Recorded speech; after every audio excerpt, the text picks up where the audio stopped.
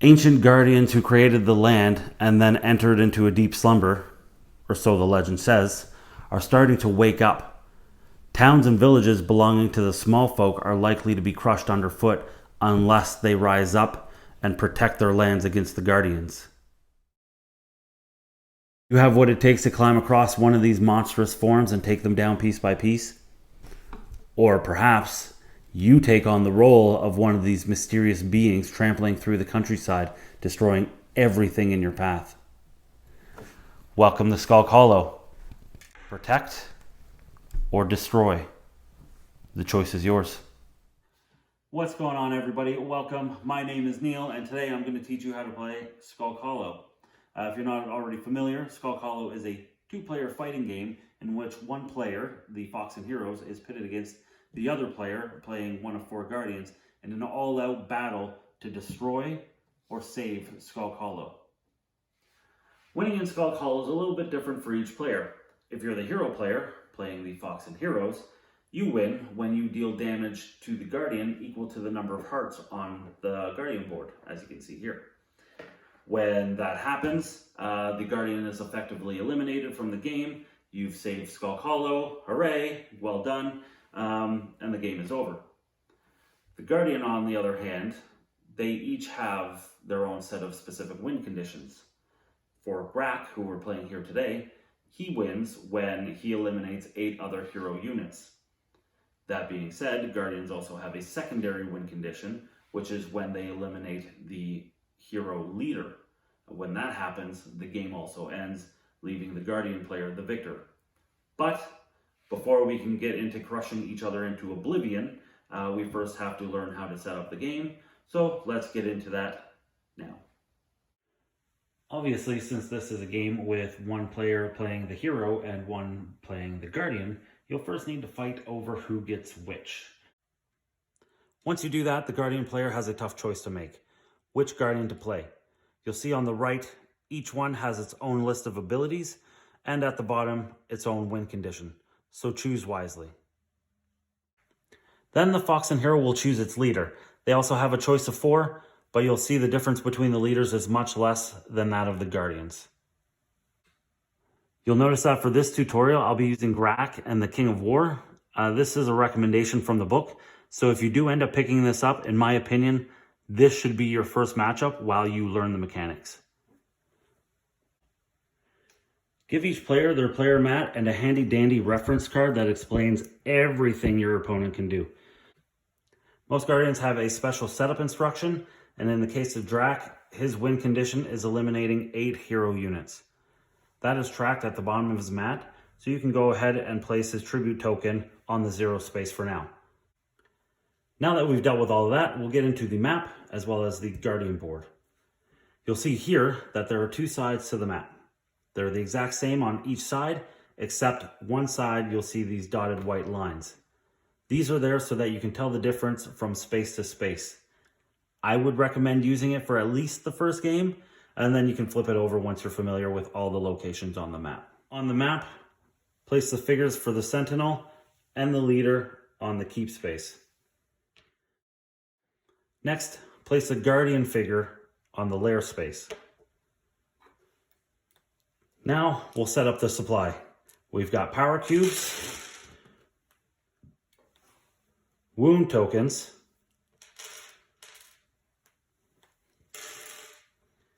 and any additional hero figures.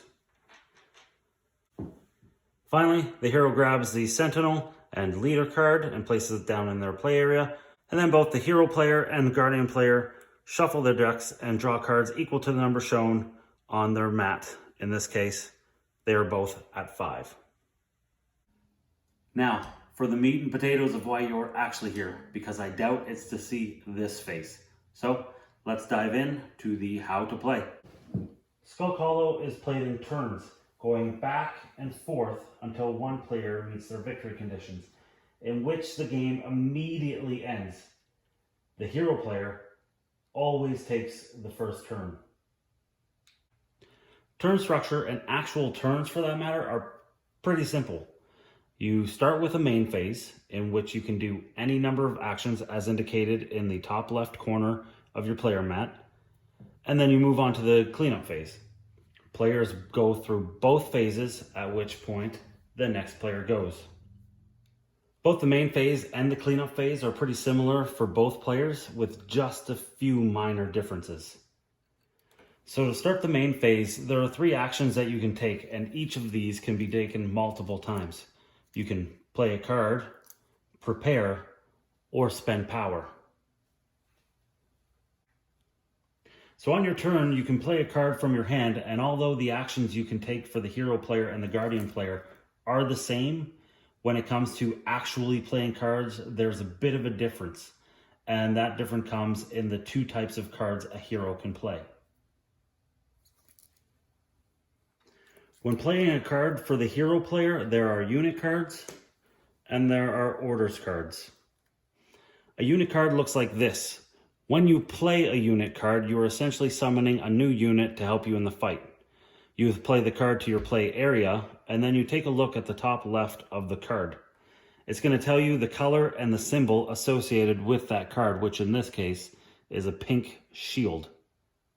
So you can go ahead and grab that figure and place it on the map in the keep space or either of the town spaces.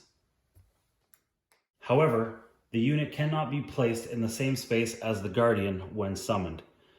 Also, there are no limits on the number of units you can have on one space.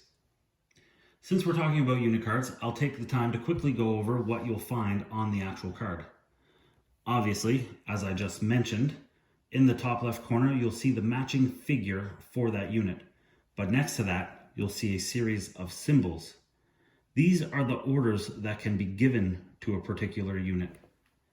In the case of the archer, as indicated by the bow and arrow symbol, you can only give the missile order, whereas the rogue can be given the leap or the melee order. All units, even though there's no symbol for it, can be given the move order. On some units, you'll notice yellow squares. These are spaces for power, which I'll talk about in a minute. But in the case of the rogue, you can see that he has 2, whereas some units, like the sentinel, only have 1 available space. Under that is a health pool for a particular unit. When a unit takes damage equal to the number of hearts it has, it's eliminated. Place the card in the discard pile and the figure back into the supply. You'll see here that the rogue has 1, the sentinel has 2, and the king of war has 3 available health. Finally, you have the name of the unit, and below that, an ability or additional rules. For example, you'll see that between the archer and the sentinel, they can both be given the missile order. However, for the archer, they have to be in a space that is adjacent to the guardian, whereas the sentinel has to be in the same space as the guardian. You've heard me mention orders a few times now, and that is the second type of card that can be played on your turn. With these cards, you can give your units orders. You'll see that most order cards have 2 possible orders that can be given, a top order and a bottom order. When given, you choose a unit and one and only one order to give from a particular card. Orders that you'll see on a card are as follows. You'll find Missile, which allows you to do 1 damage to any guardian location. Just be aware of the specific instructions on the card that allows you to do a missile attack. For example, the difference between the sentinel and the archer that I spoke about earlier. Next, you've got the leap order, which allows an eligible unit to do 1 of 3 things. The first being, if you're in the guardian's space, you can leap onto the guardian in a location with a large arrow. You'll see that each location only has a few spaces in which to place your figures. If there aren't any open spaces, you're not able to perform a leap to that location. Second, if you're already on the guardian, you can leap to an adjacent location that has an open space. Adjacent locations are connected by dotted white lines.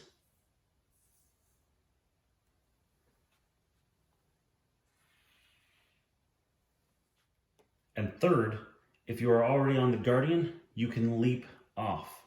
Take your figure from the Guardian board and place it on the same space as the Guardian on the map. There are also cards that allow you to perform a double leap. In this case, you can choose one unit to do 2 leaps, or you can choose 2 units to do 1 leap each.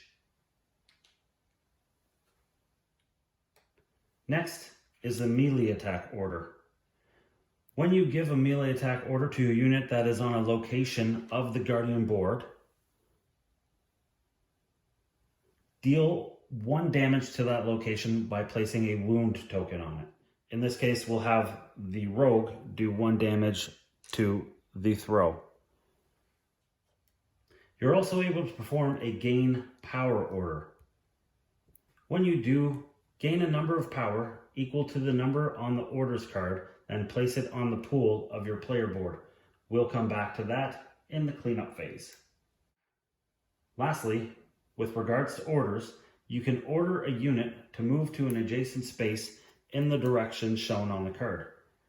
The arrows should be viewed from the active player's viewpoint relative to the map. So in this case, where we're playing as the Foxen hero, who is located on this side of the table, we should actually be viewing it from this direction.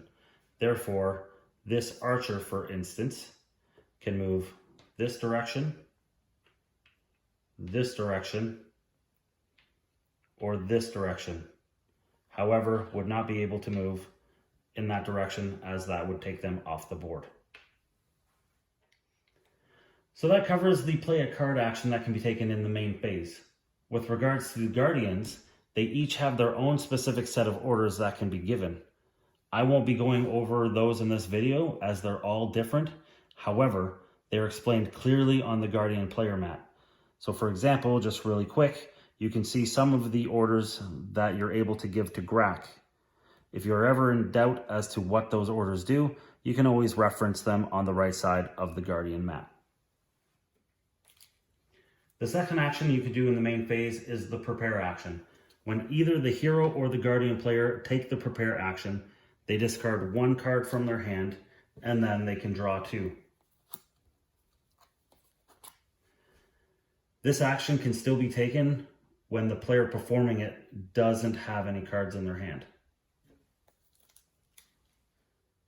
And finally, the third action you can do on your main phase is spend power. So let's say, for instance, that we have a power cube on both the King of War as well as the Sentinel. When you spend power, remove a power cube from a unit card and perform any action that would normally be available to that unit without having to play the card. Spending power to take additional actions does not count against your normal allotment of actions. You may take as many additional actions by spending power as you wish to and can afford. And there you have it, main phase done. Now moving on to the cleanup phase, it's a 2-parter, very simple. First, you can allocate any power that you gained in the pool during the main phase. To allocate power, simply remove it from the pool and place it on any unit that has an open space. Any cubes you're unable to place are lost, so there's no banking them from turn to turn. Second, you can refill your hand until it is full. So we need 3 cards to get us back up to 5. However, if your hand was already full, maybe due to the prepare action on your turn, you can still draw 1 card, putting you up to 6. In this instance, you're able to have more cards in hand than what's indicated on your player mat. Moving on to wounds. I mentioned earlier that when a hero unit takes wounds equal to the number of hearts on their cards, they're eliminated from the game. And if the Guardian kills the leader of the hero player, they immediately win.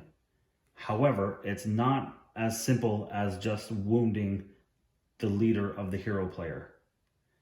That's because anytime the leader is with any other unit, so for example, you can see the leader here is in the same space as the sentinel, the leader is considered banded with that unit. What that means is, as the guardian player, in order to do anything at all to the leader, you must first eliminate all other units in the same space as the leader. This makes the leader a very difficult person to eliminate. Not only does the banded condition stop the guardian from being able to do wounds to the hero player's leader, it also stops them from being able to do any other abilities to that leader so long as they are banded. For instance, the guardian has the throw ability that allows them to remove one hero unit from the guardian and place it on any ground space. However, to do so to the leader, the guardian would first have to remove the sentinel from the guardian board. Once the sentinel is gone, the leader can be inflicted by abilities like any other unit. As for wounding the guardian, you'll have noticed earlier when talking about the leap order that the guardian has several locations on the guardian board with a specific amount of hearts. When you either perform a missile or melee order on a location, you place a wound on that location. For instance, the rogue here has just been given the melee order, therefore we would place a wound on that location. If you would deal a number of damage equal to the number of hearts at a particular location, that location is considered disabled, and the guardian player is no longer able to give that order to that particular location. For example, you just saw that I placed the last heart on the stop location. This means that the guardian player is no longer able to give that order to the guardian. However, some guardians do have multiple locations with the same ability, and in that case, you would have to disable all the locations with that ability associated to it. The game ends when either the Foxen hero has placed a wound token on each empty wound space of the guardian board, when the guardian has met their specific win condition, or when they eliminate the hero player's leader. In this case, the Foxen hero has won because they have filled up all the heart spaces on the guardian board. And there you have it. That concludes this how to play video for Skulk Hollow. If you've gotten any sort of value from this video whatsoever, please consider dropping a like as well as subscribing. You can also find me over at Instagram and Twitter at BusyDadsBoardGaming, as well at www.busydadsboardgaming.com, where I post weekly reviews. We've been having a ton of fun with Skulk Hollow. It's been great getting to learn the ins and outs and each and every guardian, as well as how to defeat them as the Foxen heroes. So, until next time, happy gaming.